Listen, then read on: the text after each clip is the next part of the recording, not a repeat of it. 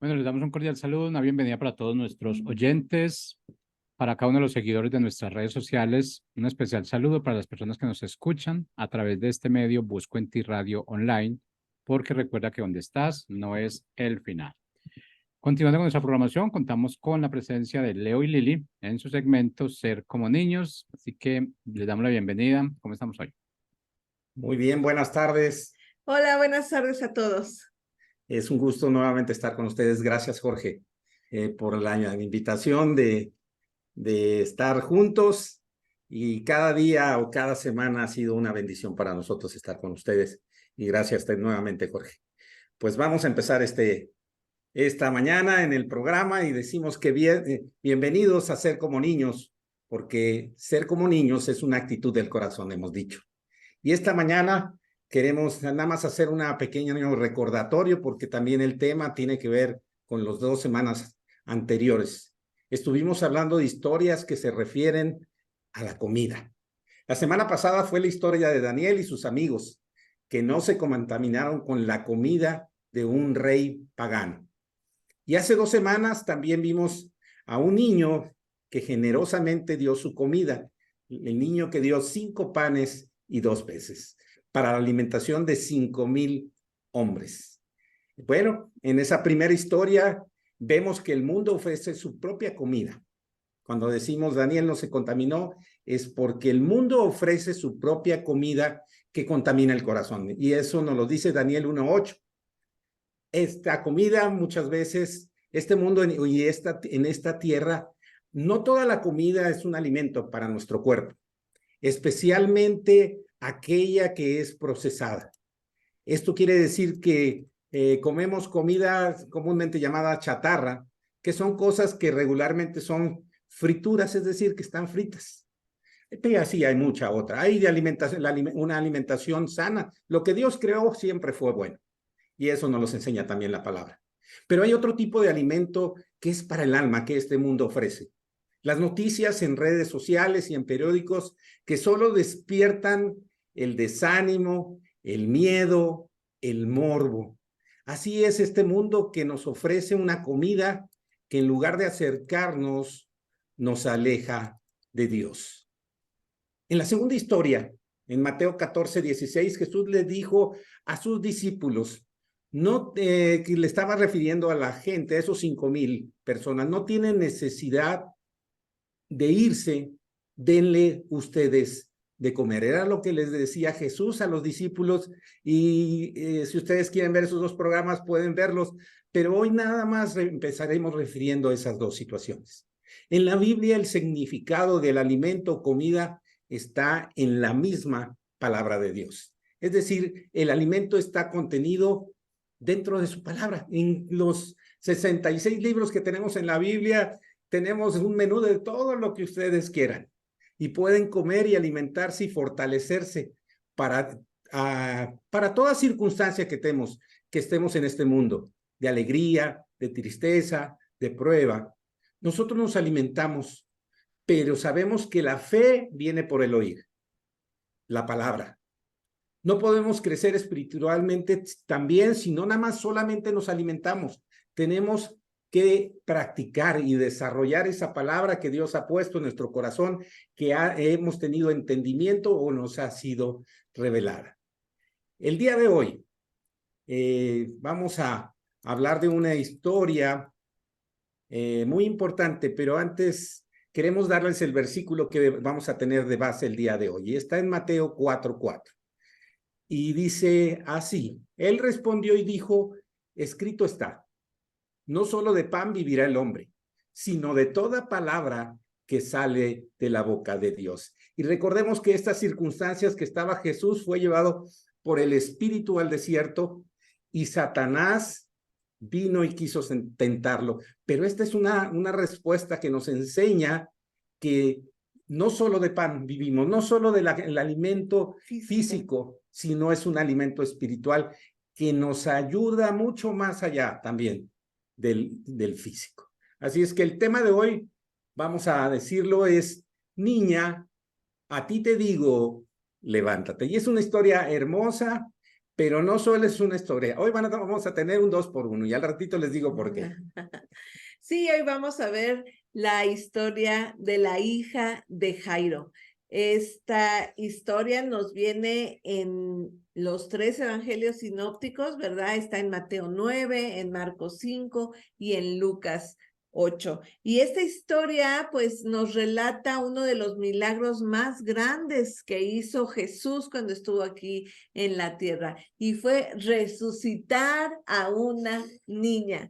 Imagínense, hubo solo 3 ocasiones en las que Jesús resucitó personas.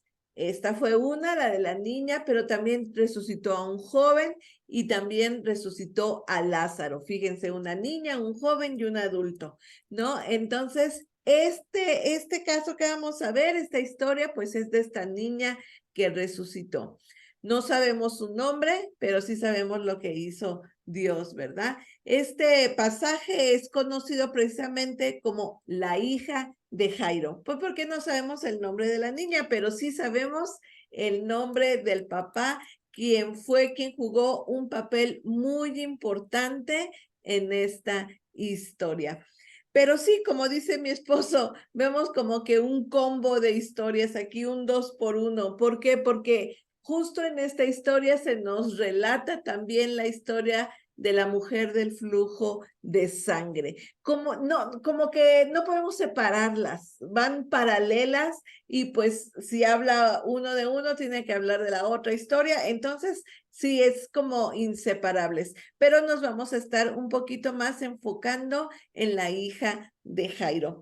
Pero bueno, coincidentemente tenemos aquí a 2 mujeres, una grande y una chica. Tenemos a una mujer que ella fue hacia Jesús, y la otra, más bien, Jesús va hacia ella, ¿verdad?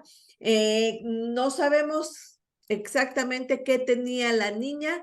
Quizá fue una enfermedad repentina que la llevó a la muerte, pero sí sabemos de la mujer del flujo de sangre que era una enfermedad crónica. Ya llevaba 12 años con ese flujo de sangre, y pues tampoco sabemos el nombre de la persona del flujo de sangre. O sea, no sabemos el nombre de ellas, pero sí sabemos el gran milagro que hizo en ambas. La enseñanza que tenemos también. Y la enseñanza que tenemos de los 2 casos.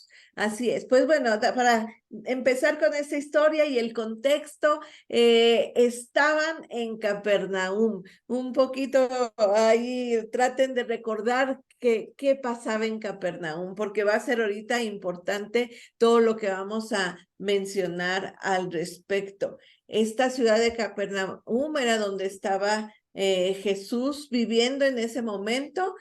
Ahorita vamos a ver cómo él de Nazaret se muda ahí a Capernaum. Pero bueno, en nuestra historia, Jesús llega a Capernaum y lo rodea una multitud, ¿verdad? Imagínense toda la gente ahí, pero llega Jairo, que les digo, ahí sí sabemos el nombre. Llega Jairo, se nos aclara que es un principal de la sinagoga, pero nos dicen en las 3 partes donde vemos esta historia, en Mateo, Marcos y Lucas, en los 3 nos relatan que se postró ante Jesús.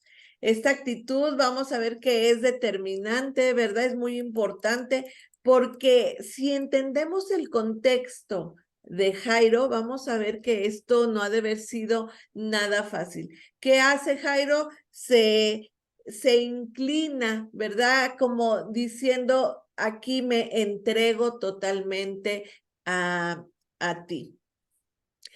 Marcos nos dice que Jairo le dice que su hija estaba agonizando, ¿verdad?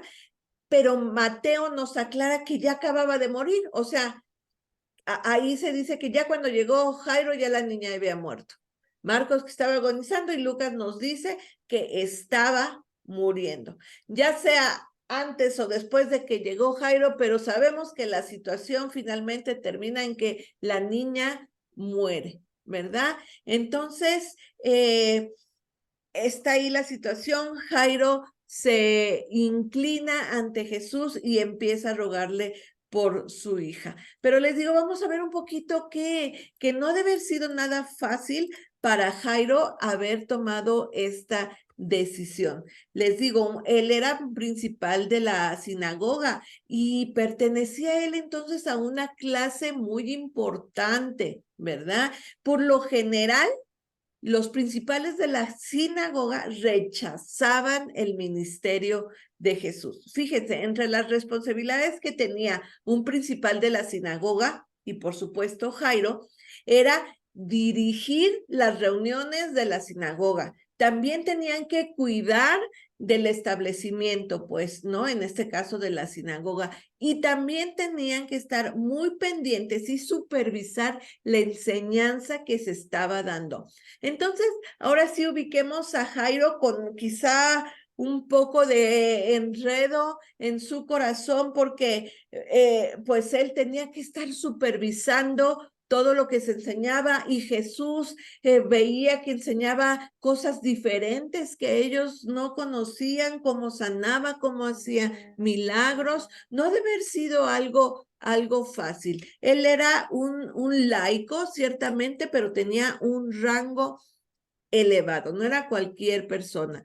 Y pues sí, para ellos, para los principales de la sinagoga, no debe haber sido nada fácil haber visto todo lo que Jesús estaba haciendo. Y tenemos un ejemplo de ello, de otro principal de la sinagoga, ahí en Lucas 13:10, donde estamos en otra sinagoga y Jesús realiza un milagro, que es sanar a una mujer encorvada, y lo hizo obviamente en un día de reposo, pero ahí el principal de la sinagoga reacciona muy diferente a como reaccionaría ahora sí que nuestro Jairo. Vamos a leer rápido este pasaje porque nos dice mucho del pensamiento que tenían los principales de la sinagoga. Lucas 13, 14 y 15 dice, pero el principal de la sinagoga, aclaro, no era Jairo, enojado de que Jesús hubiese sanado en el día de reposo, dijo a la gente, 6 días hay en que se debe trabajar en estos, pues vengan y sean sanados y no en día de reposo. Entonces el Señor le respondió y dijo, hipócrita, cada uno de ustedes no desata en el día de reposo su buey o su asno del pesebre y lo lleva a beber. Fíjense, aquí tenemos tanto una actitud muy diferente de un principal de la sinagoga, enojado, y así pudo haber sido quizá en su momento, en algún momento, Jairo, muy celoso de lo que se estaba enseñando, pero no sabemos en qué momento Jairo cambia, ¿verdad? Y ve en Jesús el Salvador, ¿verdad? Porque sabemos que tenía fe en él. Y bueno, vamos un poquito a ver cómo nos narran los evangelios de que en esa sinagoga de Capernaum, que era donde estaba Jairo, también Jesús ya había enseñado por un tiempo prolongado. O sea, Jesús se cambia de Nazaret a Capernaum, ahí donde estaba Jairo. Y dice ahí la palabra, tenemos varias citas, por ejemplo, ahí en Marcos 1:21, que ahí solía enseñar Jesús. Yo no sé si ahí Jairo empezó a escuchar y a poner su fe en Jesús, ¿verdad? Fíjense, también en esa sinagoga tenemos narrado un caso donde Jesús sana a un hombre con un espíritu inmundo, lo libera de este espíritu, ¿verdad? Eso también lo tenemos ahí en Marcos 1 y en Lucas 4. Entonces, fíjense, esa sinagoga donde estaba Jairo era bastante famosa. ¿Por qué? Porque Jesús ahí había enseñado y aparte ya había realizado milagros, ¿no? Ahora, otro dato interesante es que esa sinagoga la había construido un centurión, que es el que va con Jesús y le pide que sane a su siervo. Y es interesante, bueno, para mí se me hace muy interesante porque este centurión también acude a Jesús, pero manda a unas personas. Él directamente no va, pero estas personas que van con Jesús es quien le dicen a Jesús, oye, pues, ¿no? Casi, hazle el favor, porque pues Él nos construyó esta sinagoga. Eso ahí lo tenemos en Lucas 7:5, que cuando le dicen a Jesús, es que Él ama a nuestra nación y nos edificó una sinagoga. Entonces, yo digo, Jairo había visto ya muchas cosas y en vez de tomar una actitud cerrada y cuadrada como era general en los principales de la sinagoga, él al contrario se abre a la fe que veía en Jesucristo, ¿no? O quizá también veía otros milagros que sucedieron ahí en Capernaum. Le digo, Jesús estuvo obrando muchos milagros ahí, como por ejemplo cuando sanó al hijo de un oficial del rey. Eso también fue ahí en Capernaum. Pero bueno, ya volvamos a nuestra historia porque ya me estoy yendo muy lejos, ¿verdad? Cuando Jairo llega con Jesús, sucede lo de la mujer del flujo de sangre. O sea, como que no, yo me supongo que Jairo ha de haber dicho, pero ¿por qué? Si ya venía conmigo, porque ya iban de camino a la casa de Jairo.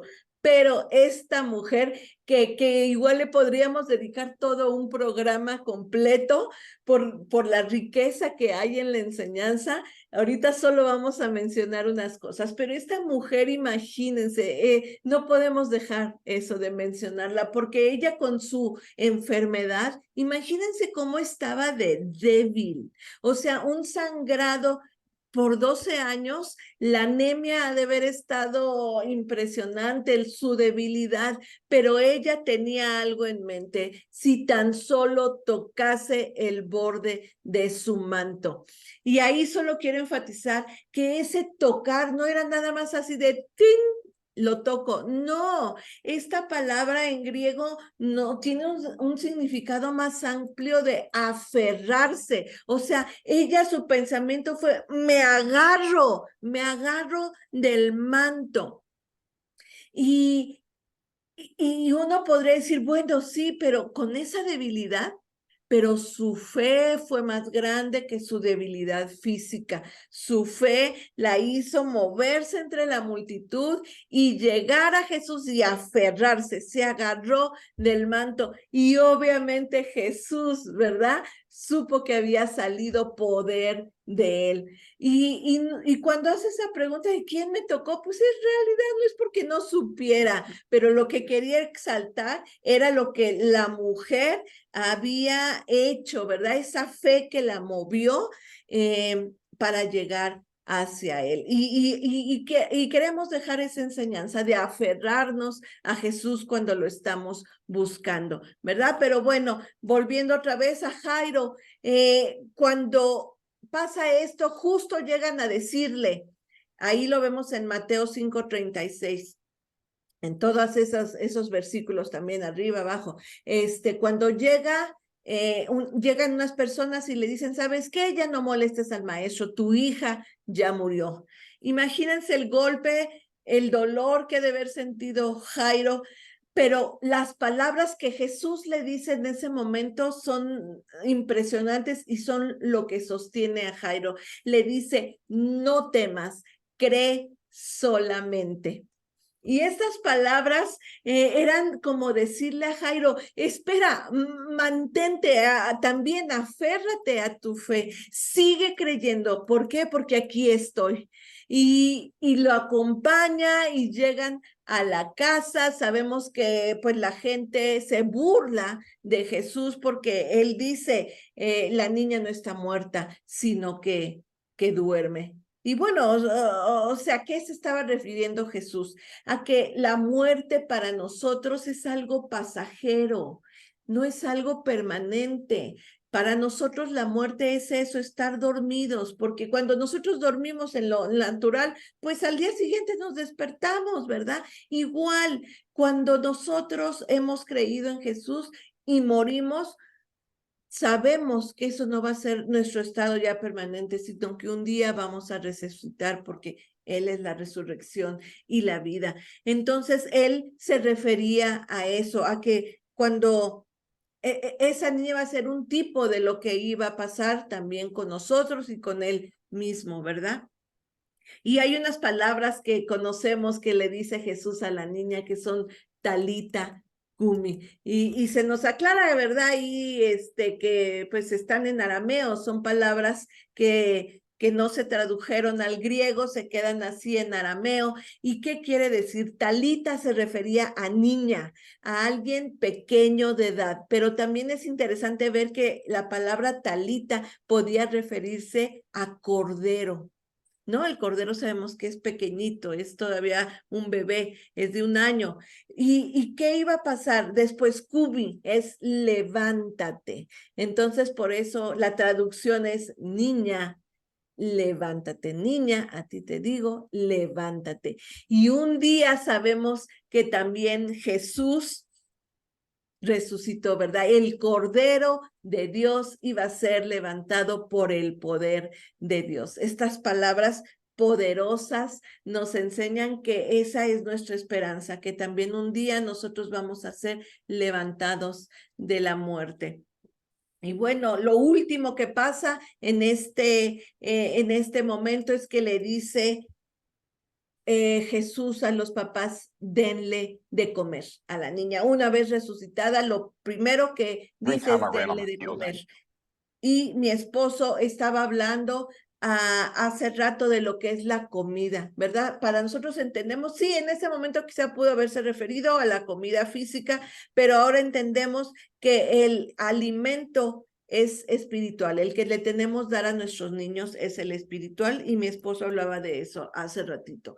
Pero ¿saben qué? Que no se nos olvide, aquí el responsable y el que hizo todo posible fue Jairo. Jairo acudió a Jesús, a la persona indicada, y por su fe es que su hija le es devuelta, su única hija, fíjense, resucita. Y por supuesto que esto le iba a hacer darle ese alimento espiritual que es Jesús mismo. Él es el pan de vida, y esta niña va a ser alimentada de eso muy seguramente. Pero ahorita, ¿qué pasa con nuestros niños? Nuestros niños también están agonizando, están muriendo porque necesitan alimento, y necesitan el alimento de la palabra de Dios. Sí, exactamente, esa agonía es de este mundo, que nos lleva a la perdición, que nos lleva a satisfacer deseos de la carne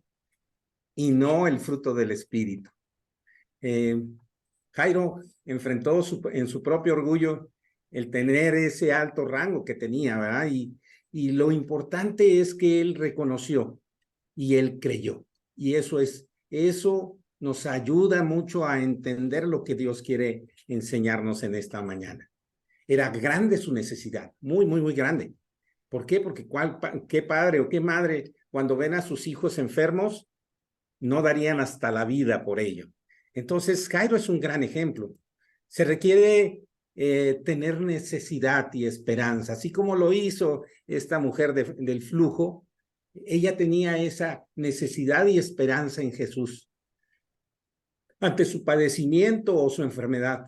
Ya se había gastado todo el dinero que tenía y eso era como religión para ella. ¿Por qué? Porque lo hacía en sus fuerzas y lo hacía con su dinero. Entonces, a donde está a veces nuestro corazón, o donde está nuestro tesoro, dice la palabra, ahí está nuestro corazón. Y ella tenía una necesidad de ser sana, pero cuán importante es que nosotros entendamos que hay más allá de la sanidad. Se requiere de romper toda religiosidad, así como la de Jairo, así como la de esta mujer, en nosotros. La religiosidad es una falta de fe genuina, una ceguera espiritual. Y eso tenemos que tenerlo muy claro, que esta religiosidad no nos permite hacer solamente cosas, por eso la sustituimos por costumbres de comportamientos externos. Y eso Dios no quiere. Dios quiere que lo que hagamos viene del corazón hacia afuera, pero como algo de agradecimiento, de verdad. Por eso hemos hablado de una fe no fingida, de un amor también que no debe ser fingido. Bueno, hay muchas cosas que en nuestra vida tenemos que ser como niños por eso. El cuerpo de Cristo no es así. Sabemos que en el cuerpo de Cristo todos los miembros tienen vida activa. Y eso es bueno que nosotros lo tengamos y lo consideremos. Y solo por la sangre de Cristo. La fe no fingida, como hemos visto anteriormente, decimos, no nos salva, sino también nos salva.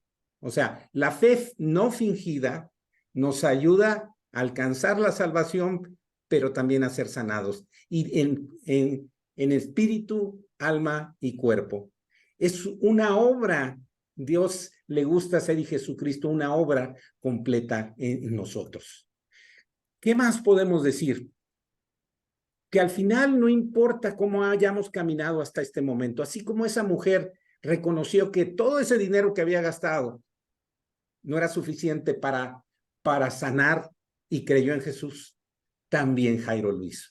Así es que no importa cómo hayas caminado hasta ahora. Recuerda que mejor es el final de tu cristianismo. Esto quiere decir que el camino Dios nos va limpiando nuestras impurezas. Eso nos los enseña Eclesiastés 7:8, perdón. Mejor es el fin del negocio que el principio del negocio. Por eso es mejor cómo termina nuestro cristianismo. Podemos tener muchísimos años, pero a lo mejor ya es una costumbre nosotros el congregarnos, el orar, el leer su palabra. Cuando Dios no quiere eso, que la llama esté viva, que no se apague ese fuego del Espíritu Santo en nosotros, que la necesidad que tengamos de Él no sea en este tipo de circunstancias difíciles de la vida, sino que sea una necesidad constante de su presencia en nosotros y de su transformación. Por eso necesitamos conocer mejor a Jesús, rendirnos a sus pies, pero esto es posible si seguimos a la verdad en amor. Y eso nos lo enseña Efesios. Su palabra es el alimento que necesitamos, como lo hizo Jesús desde niño. Y eso ya lo habíamos comentado en un programa. Isaías 7:15 dice, comerá mantequilla y miel hasta que sepa desechar lo malo y escoger lo bueno. Pero no solo es eso. En Juan 4:34 nos enseña, Jesús les dijo, mi comida es que haga la voluntad del que me envió y que acabe su obra. Eso es lo que Él también nos mandó a hacer, una obra. Él tiene un llamado para ti y un propósito para ti como lo tiene para nosotros. Y es muy importante que nosotros entendamos esas palabras. Hacer su voluntad debe ser nuestra comida. No solo es el conocimiento de la palabra, sino la práctica de la palabra. Eso es hacer también la voluntad de Cristo en nosotros. Y Cristo tiene que ser formado en nosotros y tiene que ser revelado, ya también lo hemos dicho. Por eso hoy vimos un 2x1, dijimos, 2 historias de fe en un solo relato. Eso solamente pasa en la Biblia, ¿no? Estas no se pueden separar, como decía mi esposa, porque Jesús, mientras va al auxilio de nosotros para sanar nuestro espíritu, alma y cuerpo, al mismo tiempo atiende también y está sanando a otros que tienen necesidad de Él. Ese es nuestro Dios, que no se reditúa solo a uno, sino sabemos que Él es un Dios omnipresente, omnipotente, y Él es bueno con sus hijos. Por eso debemos caminar. No importa en las circunstancias en que nos encontremos.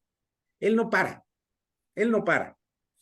En el camino va sanando como lo hizo con los 10 leprosos, que vemos en Lucas 17:11-19. Caminemos hacia donde Él nos lleva. Caminemos en el propósito y Él va a ir quitando las impurezas de nosotros y va a ir sanando lo que tiene que sanar en nosotros. Dios es bueno, Dios es poderoso y Dios es un Dios de gracia, que en esta mañana nos quiere decir que si tenemos problemas, hasta a veces de creer, hay otro ejemplo que hoy no lo vamos a ver, la vamos a ver en la próxima semana. Si tenemos problemas de creer, esta es la historia de un padre que fue con Jesús, pero no creía que su hijo fuera sanado. Necesitaba primero tener fe y en su incredulidad, es decir, creer en medio de esa incredulidad. Así es que la próxima semana vamos a llamar a este programa Creer lo hace todo posible. Así es que muchísimas gracias el día de hoy por estar con nosotros, por escuchar de esta palabra y sigamos meditando y escuchando lo que Dios tiene para nosotros en cada programa de Busco en Ti. No queremos despedirnos sin antes decirles que recuerden que ser como niños es una actitud del corazón. Muchísimas gracias, que Dios les bendiga y nos vemos, Dios mediante, la próxima semana.